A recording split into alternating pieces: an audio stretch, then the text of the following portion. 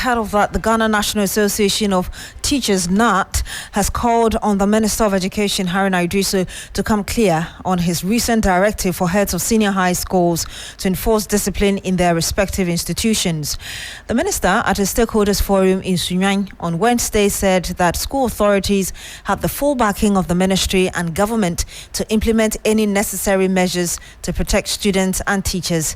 His comments follows the recent shooting incident at the Seventh-day Adventist Senior High School in Kumasi and other incidents of students in discipline. Ours is that we should strengthen the relationship between the schools and its management, and in particular parents, in order that you remain at the forefront of the moral, intellectual, and academic development of our wards.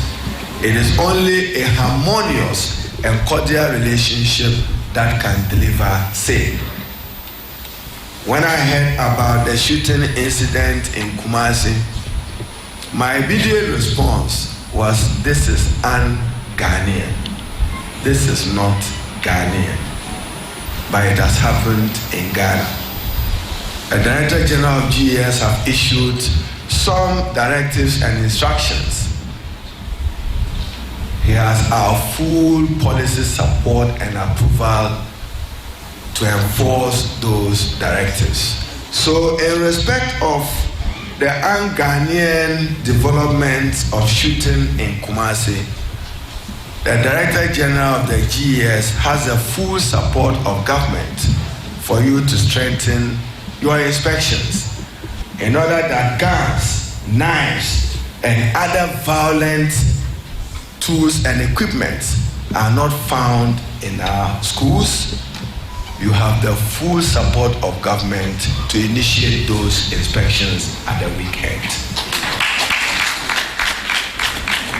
We have to nip it in the bud as early as possible and as practically as possible, in order that we allow for a serene student environment. This cannot be part of the training of a Ghanaian child. That is immoral, that is violent, that is not Ghanaian culture. So we expect that you will look at those issues. And you heard the Education Minister, Haruna Iddrisu. Well, the acting GES director also gave his backing to this call. The current upsurge in school violence, including gun culture and other acts of indiscipline, calls for the urgent need for our service to look into our current practices, that is, review, reflect, and make the necessary changes, that is, reset, to move our education system forward. In this context, Mr. Chairman, one question that should inform our thinking as Honorable Minister engages us in the dialogue today should be, how do we develop and promote character index excellence in the students who pass through our schools as we deal with the challenges associated with the free SHS? Finding answer to this question will help us to prepare the 21st century graduate with the requisite knowledge, skills, attitudes, and value that Ghana needs for its socio-economic transformation agenda. And he had the Director General of the Ghana Education Service, Professor Ernest Kofi Davids, and we're joined on the line now by the General Secretary of GNAT, Thomas Musa Tanko. Good evening to you, sir. Thank you very much for joining us. Good evening to yourself and to all your listeners. Mr. Musa Tanko, so we're getting the information from your group that you want the minister to come clear on this latest directive, that they have the backing, you teachers have the backing of his ministry and the government to ensure there's discipline in our schools. What exactly, in terms of clarity, do you want? Yeah, so first and foremost, we have to commend the minister, at least for the statement that he has made regarding the issue of discipline in our schools, because the current happenings is very, very dangerous. And I have said that if care is not taken, we will even have to deploy the police and the military in our schools just to protect, to ensure that lives and properties are protected in our schools.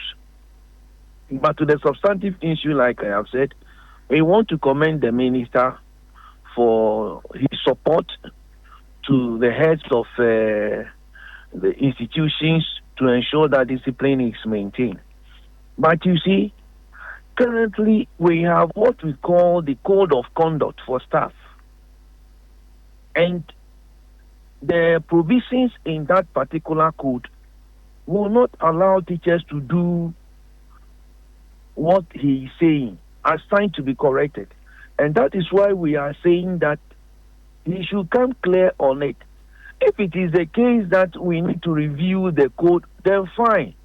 Let us all come together to review it so that what he is saying could, it will reflect in the provisions of the code. Aside that one, let us also remember Article 23 of the Constitution of the Republic of Ghana, which requires a public officer to comply with the provisions or the law that is governing the work that a public officer is doing. So to the extent that the heads of institutions are public officers and they are to operate under the rules of engagement, we have difficulty. Aside that one, I think what the minister said is in place. So let us all come together and let us see how best this, what he has said, could reflect in the code, and then we take it out from there. That is all that we are saying. So when you say that in the current code of conduct does not or will not permit head teachers to do what the minister is asking for, how exactly do you mean? You see, there is what we call the physical violence in the code of conduct for teachers. Let me put it this way. See, in every organization, you have three things. You have the condition of service, code of professional conduct, and then the scheme of service. These three documents. And the code of conduct determines how you should conduct yourself at the workplace, how you should deal with your customers and all that. And if you look at where the provisions on the physical violence is really elaborate. It's really elaborate. And some of the wordings that are even ambiguous. And so to the extent that are ambiguous, we have had our heads, several teachers being disciplined by the GES itself in the past. And aside that one, we have had teachers beating, some have lost their eyes. Even recently, there was a case in Ashanti region where a teacher has lost his left eye. We are even now pursuing it and all that. And so because of those provisions in the code of conduct, we have told our teachers to stay away, go and teach. Don't go and engage any student or anything, because if you, in the course of that, you may even fall foul to the law. That is where we are. And that is what we are saying that currently the minister, Honorable Haruna Idrisu, is now shifting from the status quo and giving his backing that discipline should be maintained in the schools. And we are saying that it is a right call, and since he is the one in charge of policy at the Ministry of Education, then together we should see how best what the things that he has said or the policy directive he has given, some kind of guidelines could be put in place in the code.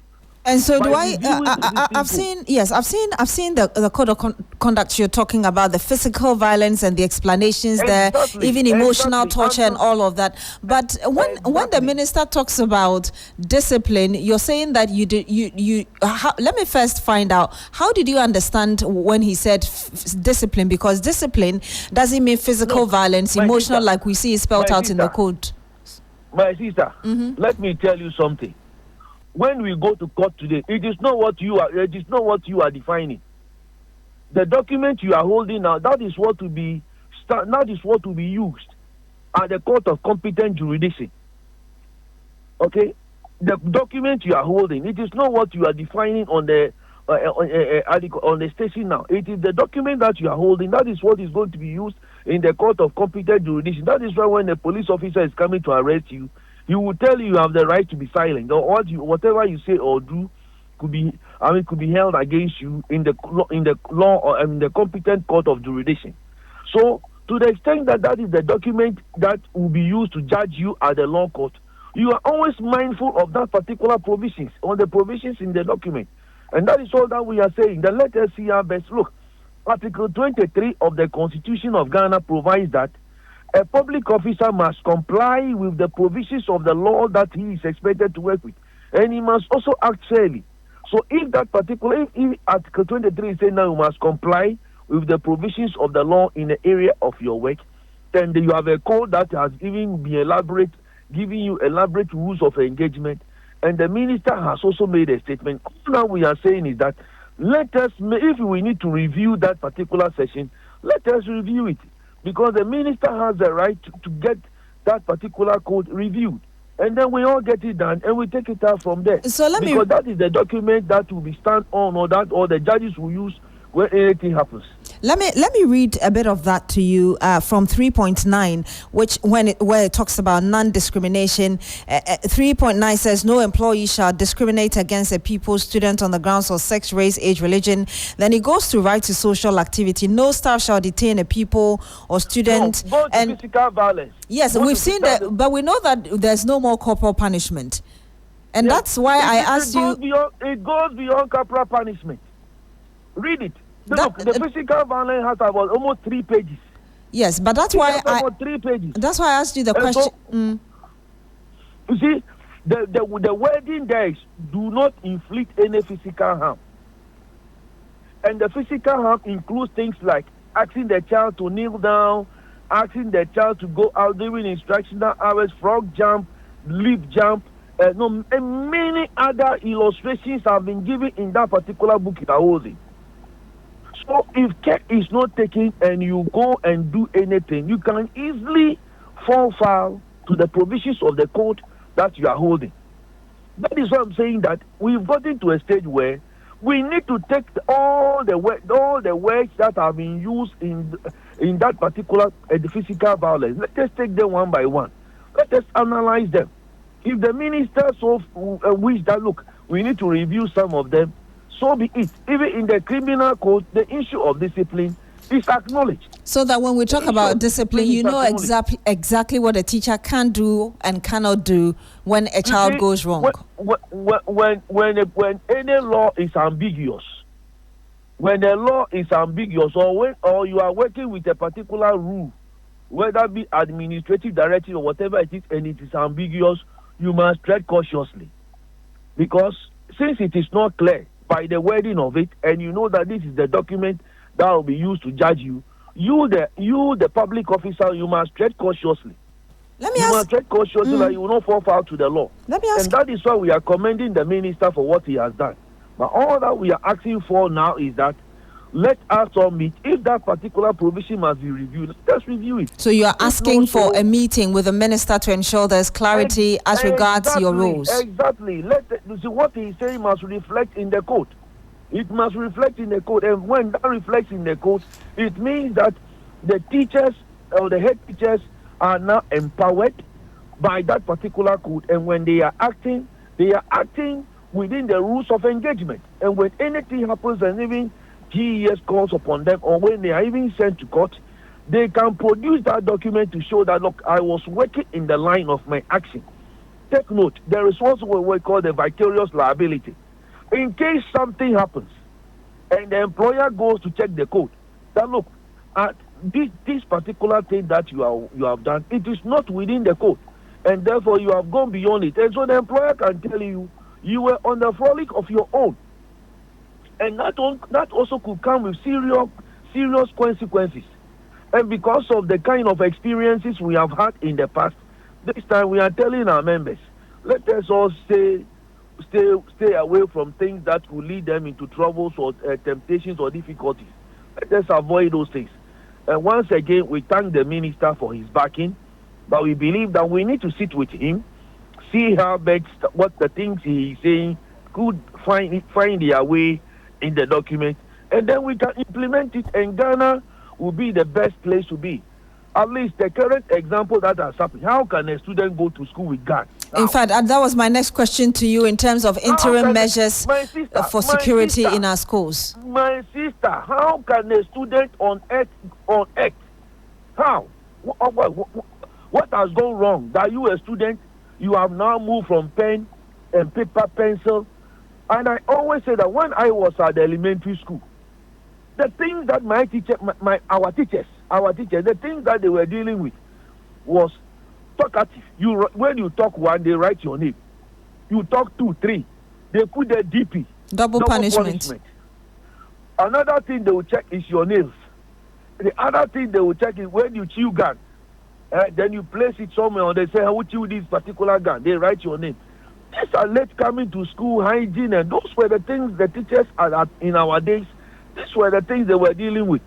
But today, we are dealing with students who bring gun to school. You are dealing with students who bring machete to school. Are these people called students? Unbelievable. Let me ask you, yes, so I was just asking you in the interim, what kind of measures do you think we need in our schools? I mean, the fact that a gun could slip through even into the classroom, what kind of measures are you looking at? The teachers, that is why I am saying that we thank the minister for his backing. The teachers, we can easily handle this. If we have the backing of the ministry, the Ghana Education Service, and the parents, this is not anything. The teachers can easily tame the students. But it is because of the current atmosphere. And the way the current legal regime is like. You don't know how it is like. And you can easily get into trouble. And because of that, we all need to meet. We once again want to thank the minister. We want to sit down with him. Let us see how best what he's saying could find whether their way or whatever. We can review the current code. And then we take it out from there, and Ghana will be a best place for people to come and our students to come and learn. But currently, the behavior of our students is terrible, and nothing to write home about. And the earlier we act is now. Otherwise, we will all be surprised one day. We'll end it here. Thank you very much, Thomas Musa Tanko, who is General Secretary of GNAT. We stay on education.